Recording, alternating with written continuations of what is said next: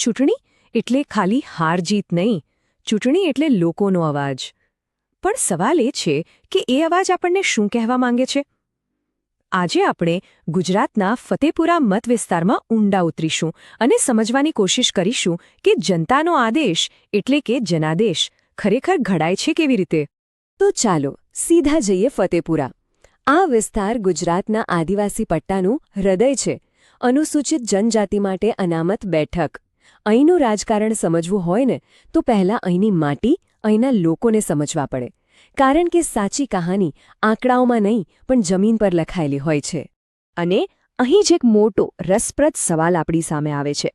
વિચારો, ફક્ત 5 વર્ષમાં જે હારનું અંતર માંડ 2700 વોટનું હતું એ સીધું 19,000 વોટની જંગી હારમાં કેવી રીતે પલટાઈ ગયું? આટલું મોટું પરિવર્તન આટલા ટૂંકા ગાળામાં? ચાલો આની પાછળનું ગણિત અને કહાની બંને સમજીએ. તો આંકડાઓ પર જઈએ એ પહેલાં સૌથી જરૂરી છે જમીન પરના અવાજને સાંભળવો. ચાલો સમજીએ ફતેપુરાના લોકોને અને એમની રોજિંદી જિંદગીના પડકારોને. જો ફતેપુરાની લગભગ પોણા ભાગની વસ્તી આદિવાસી છે, મુખ્યત્વે ભીલ અને વસાવા સમાજના લોકો. એમની આખી જિંદગી ખેતી અને ચોમાસાના વરસાદ પર ટકેલી છે. અને જ્યારે વરસાદ સાથ ન આપે કે ખેતીમાં પૂરતું વળતર ન મળે ત્યારે આર્થિક મજબૂરીમાં કામ માટે બીજે જવું પડે છે, જેને આપણે મોસમી સ્થળાંતર કહીએ છીએ. એમનું જીવન પ્રકૃતિ સાથે જોડાયેલું પણ એટલું જ સંઘર્ષમય છે. તો પછી મતદારોની મુખ્ય ફરિયાદો શું હતી? એ એવી વસ્તુઓ હતી જે સીધી એમના જીવનને સ્પર્શતી હતી. મનરેગા જેવી કલ્યાણકારી યોજનાઓમાં ભ્રષ્ટાચારના આક્ષેપો, પૈસા જેવા કાયદા હેઠળ જે સ્વશાસનના વચનો મળેલા તે પૂરા ન થવાનો વસવસો અને રોજિંદી સમસ્યાઓ, ખરાબ રસ્તા, પાણીની તંગી, સારી શાળાઓ અને દવાખાનાનો અભાવ. અને આ બધાથી ઉપર યુવાનો માટે રોજગારી ક્યાં છે? આ સવાલ સૌથી મોટો હતો. અને અહીંયા આપણે એક વાત સમજવી જોઈએ. બંધારણ દરેક નાગરિકને ગરિમાપૂર્ણ જીવનનો અધિકાર આપે છે. જ્યારે પાયાની સુવિધાઓ અને હકો નથી મળતા ત્યારે ગરિમા પર સીધો પ્રહાર થાય છે. જવાબદારીપૂર્વક તથ્યો સાથે પોતાની વાત મૂકવી એ લોકશાહીનો પાયો છે. ચાલો જમીનની વાત તો કરી, હવે જોઈએ કે આ બધી વાતો આંકડાઓમાં કેવી રીતે પ્રતિબિંબિત થાય છે, કારણ કે ડેટા એ ક્યારે ખોટું નથી બોલતું. સૌથી પહેલો આંકડો જે આપણું ધ્યાન ખેંચે છે એ છે 2022નું મતદાન. ફતેપુરામાં કેટલું મતદાન થયું હશે? માત્ર 54.6%. અડધાથી થોડું વધારે. આ એક જ આંકડો આખી વાર્તાની દિશા નક્કી કરી દે છે. અને જ્યારે આપણે આની સરખામણી 2017 સાથે કરીએ તો ચિત્ર એકદમ સાફ થઈ જાય છે. 2017માં 61.6% લોકોએ મત આપ્યો હતો. 2022માં એક ઘટીને સીધો 54.6% પર આવી ગયો. આ જે 7%નો ઘટાડો છે ને એ નાનો સૂનો નથી. એ મતદારોની નિરાશા બતાવે છે, એમની ઉદાસીનતા બતાવે છે. કદાચ આ એમનો એક મૌન વિરોધ હતો. હવે રમતનો અસલી વળાંક જુઓ. મતની વહેંચણીમાં 2017માં લડાઈ બરાબરની હતી. ભાજપ 46.4% તો કોંગ્રેસ 44.3%. એકદમ કાંટેકી ટક્કર. પણ 2022માં શું થયું? કોંગ્રેસનો વોટ શેર તૂટીને સીધો 21.2% પર. અને મેદાનમાં નવો ખેલાડી આવ્યો, આમ આદમી પાર્ટી, જેણે 28.8% મત મેળવ્યા. ભાજપનો વોટ શેર પણ થોડો ઘટ્યો, પણ અસલી ખેલ તો વિપક્ષી મતોના ભાગલામાં થઈ ગયો. આ ચાર્ટ પર નજર નાખો, આખી વાત સમજાઈ જશે. 2022માં વિરોધી મત એક જગ્યાએ રહેવાને બદલે 2 ભાગમાં વહેંચાઈ ગયા. જો તમે આમ આદમી પાર્ટી અને કોંગ્રેસના મત ભેગા કરો તો એ આંકડો જીતેલા ઉમેદવાર કરતાં ઘણો મોટો થઈ જાય છે. સ્પષ્ટ છે કે હારજીતનું સૌથી મોટું કારણ આ મતોનું વિભાજન હતું. અને આ બધાનું પરિણામ શું આવ્યું? જે જીત-હારનું અંતર 2017માં માંડ 2711 વોટનું હતું એ 2022માં વધીને 19,531 વોટનું થઈ ગયું. એક સમયે જે બેઠક પર રસાકસી હતી એ વિપક્ષી મતોના ભાગલાને કારણે એકતરફી બની ગઈ. તો સવાલ એ છે કે આ વિભાજન, આ ફ્રેક્ચર થયું કેમ? ચાલો એના મૂળમાં જઈએ અને એને સમજીએ.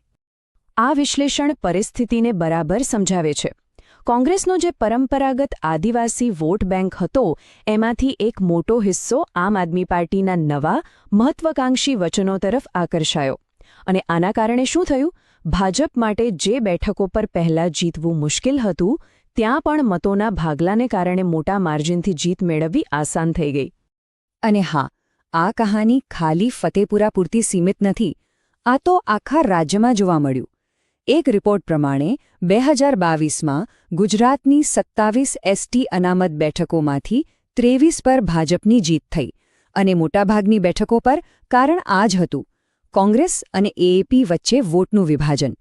એટલે કે ફતેપુરા તો એક મોટા ચિત્રનો નાનો હિસ્સો માત્ર છે. ચાલો હવે થોડું ઝૂમ આઉટ કરીએ અને છેલ્લા 10 વર્ષના ડેટા પર નજર કરીએ. એનાથી આપણને ખબર પડશે કે શું ફતેપુરા હંમેશાથી આવું જ અસ્થિર રહ્યું છે. આ ટેબલ જુઓ. છેલ્લા દાયકામાં વોટ શેરમાં ઉતાર ચઢાવ તો આવ્યા જ છે, પણ 2022માં કોંગ્રેસના વોટ શેરમાં જે કડાકો બોલ્યો એવો પહેલાં ક્યારેય નથી જોવા મળ્યો. આ ખાલી સામાન્ય ઉતાર ચઢાવ નહોતો, આ એક મોટા રાજકીય ભૂકંપ જેવું હતું જેણે જૂના સમીકરણોને તોડી નાખ્યા.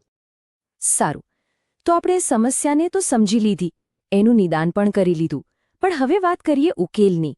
મતદારોનો જે વિશ્વાસ તૂટ્યો છે એને ફરીથી કેવી રીતે બાંધી શકાય, એના માટે એક વ્યૂહાત્મક માળખું જોઈએ. આને આપણે ચતુર્મુખ સિદ્ધાંત કહી શકીએ.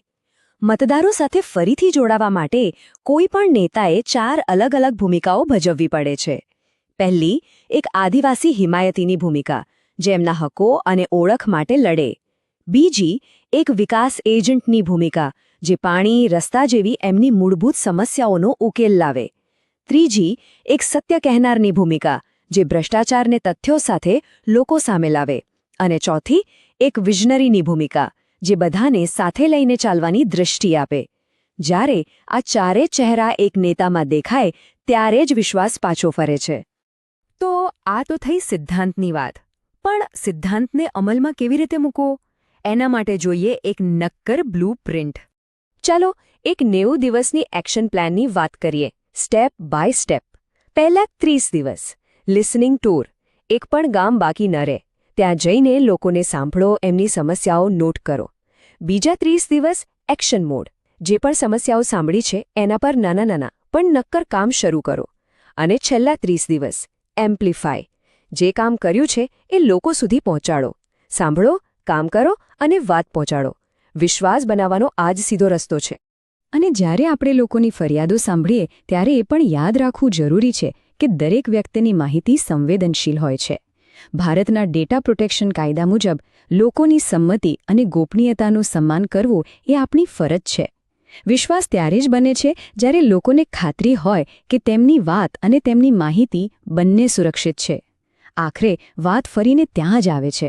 સાચું શાસન મોટા વચનોથી નહીં પણ પાયાના કામ પૂરા કરવાથી મપાય છે.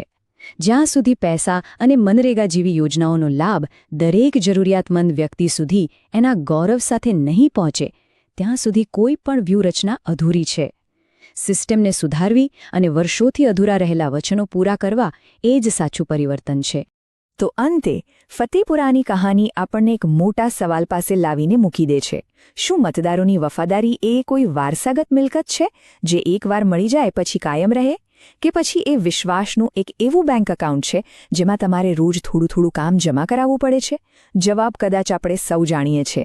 જો તમે લોકકેન્દ્રિત નેતા બનવા માંગતા હો અને તમારા મત વિસ્તારનો વિકાસ કરવા માંગતા હો તો blueprintstrategies.ai પર mgr@blueprintstrategies.ai પર સંપર્ક કરો અથવા 08042041602 પર કોલ કરો. Purpose beyond politics.